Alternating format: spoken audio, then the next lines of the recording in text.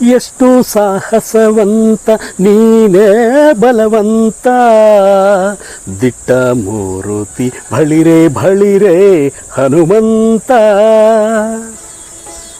ತಮ್ಮೆಲ್ಲರಿಗೂ ಕೂಡ ಹನುಮ ಜಯಂತಿಯ ಶುಭಾಶಯಗಳು. ಆತ್ಮೀಯರೇ, ಆಂಜನೇಯನಿಗೂ ಮತ್ತು ನಮ್ಮ ಹಂಪಿಗೂ ಒಂದು ಅವಿನಾವಭಾವ ಸಂಬಂಧ ಇದೆ.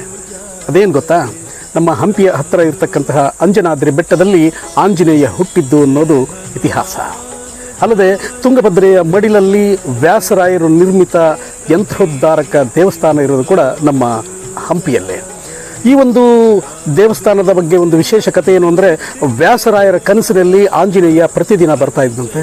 ಆಗ ವ್ಯಾಸರಾಯರು ಒಂದು ಬಂಡೆಯ ಮೇಲೆ ಹನುಮನ ಚಿತ್ರವನ್ನು ರಚಿಸ್ತಾರೆ. ಅದು ಮಾಯ ಆಗ್ತಾ ಇರ್ತದೆ.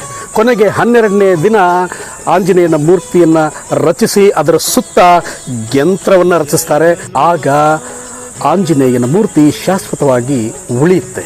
ಅದು ಯಂತ್ರೋದ್ಧಾರಕ ದೇವಸ್ಥಾನ ಆಗುತ್ತೆ. ಮತ್ತು ಎಲ್ಲ ಯಂತ್ರೋದ್ಧಾರಕ ಮೂರ್ತಿಗಳಲ್ಲಿ ಇದು ಪ್ರಪ್ರಥಮ ಅಂತ ಅನಿಸುತ್ತೆ.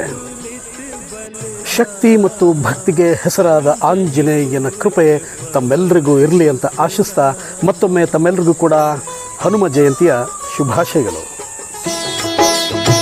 जय हनुमान ज्ञान गुण सागर, जय कपीस तिहु लोक उजागर।